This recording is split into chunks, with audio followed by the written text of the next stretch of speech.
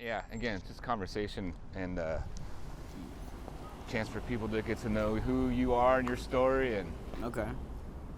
and who your dog is too. So Austin, tell me about where were you born and raised? I was born and raised here in Seattle. Oh yeah, where about? What part of town? Um, when in earlier years I was living in Shoreline, and then towards like middle school I moved to Edmonds, Linwood area, Yeah. and since I've been homeless I've been more in Seattle. Yeah. Yeah. Tell me about your home life. What was it like growing up for you? My dad passed away when I was 3, and my mom was an addict, and I was home alone a lot, Yeah. like weeks at like 14 days at a time sometimes, and one time I had to steal dog food to feed my dog. There was a week where I ate nothing but French fries because that's all I knew how to make out of potatoes. Wow. Yeah, I had a pretty rough life. Did you have brothers or sisters or just you? One brother, but he lived with his dad. We had Okay. different dads. Yeah. Yeah. So your mom was an addict. Tell me more about that. I just recently realized how messed up it made me. She being gone all the time, you start to feel discarded and unworthy and unwanted. And like in my relationships now, she's passed away, but like I seek for someone to love me unconditionally, Sure. and I give up all my hopes, dreams, and desires because all I want to do is make this person happy, and it's been kind of a dilemma. Yeah.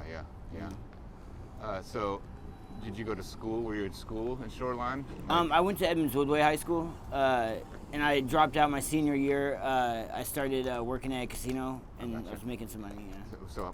So during high school, did you feel like, was your mom around then? No, I left my mom's house when I was like 14 because I came home and my dog's face was all swollen, and I thought one of her drug addict friends might have hit my dog, and so I went to live with my grandma, and up until then, I didn't go to school ever. I'd maybe go once a week or something, and I don't know how I slid through. Middle school or elementary school, middle school? Like 6th grade, and then Very sporadic. middle school, yeah, and then even 9th grade. And then when I moved in with my grandma, I had a car in my sophomore year, so I would go to school and pass out in my car, and then go to do weight training, and then eat lunch and leave. Yeah. Yeah. And so when you're growing up, it sounds like there was multiple people in and out of your house, like you mentioned. Yeah. Oh yeah, I'd come home, or like someone would wake me up at 3 in the morning, banging on my window, looking for my mom or something. Yeah. Wow. And so when you dropped out of high school, you said you got to. Where did you go after that? I was working at Club Hollywood Casino. Oh, casino. That's right. Yeah. That's right. And so you were living with your grandma then? Yeah, I lived with her until I was about 23. Oh, gotcha. Yeah. Gotcha. And tell me how I was working at the casino. I was cool. I was just a food runner, and I made pretty good money for being 18-year-old. Yeah. Yeah. Okay. There's drugs in and out of the casino though, and Sure. I started a little bit in high school doing like ecstasy and coke, and then I stopped for a few years. I didn't like the person I was becoming. I started to see my mom in me a lot, Interesting. and so I gave it up. And then I was working at a Korean karaoke bar, and I got back into it, and I started going to raves again, and Right. met a girl, and that was the catalyst of the Yeah. whole. Yeah. Yeah. Stop. Yeah. Yeah. So from 18 to 23, you're at grandma's house working Yeah. and just coping. And Yeah, smoking weed and playing Call of Duty, pretty Sure, much. sounds about right for early 20s. Yeah. I was doing some similar things. Yeah.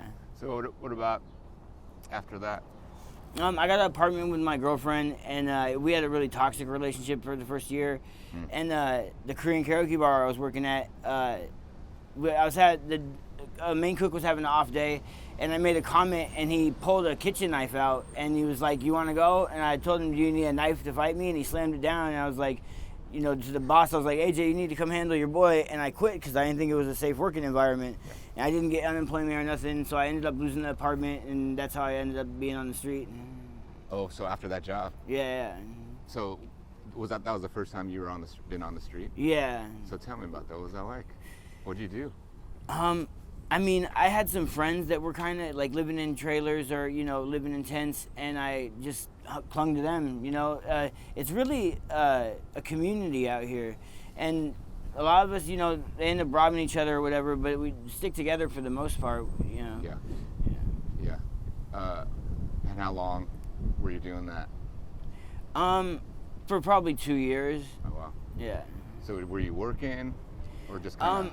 I picked up jobs here and there, but they'd last maybe a couple weeks. And then I had a job at a wedding venue. Tia, no. Tia, no. Stop digging. I had a job at a wedding venue that I worked at until COVID hit, actually. And it was only once a week, but, you know, it was steady work. Yeah, right on. COVID hit, you stopped working. Yeah.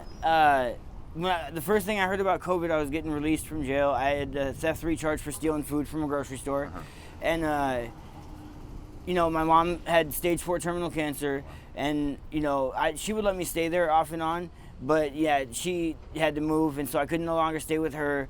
And, yeah, it was the first time I didn't have anywhere to go. Like, I could go crash at my aunt's house for a night or my mom's and take a shower. And a lot of people out here don't have that. And I always, like, really, you know, acknowledge that I had these resources. Had that option. Yeah. To, like, go get clean. Yeah. Change out some shower, clothes, do some laundry. Yeah. Yeah. But not stay permanently. No. But with that option you didn't have. Yeah, and when COVID hit, that dropped. Yeah, I was staying in an abandoned garage with a couple of friends in Shoreline. Yeah. Wow. So, well, tell me about the transition, because you said when we were talking over there that you were in a tiny home. Yeah. And then, so how did you get, you know, you're homeless, then you got a tiny home. How'd that happen? I was at the Bitter Lake encampment. Tia, you need to stop. I was at the Bitter Lake encampment, and it was right next to a school, and so they really wanted us out of there, and they built a tiny village right across the street by the Lowe's.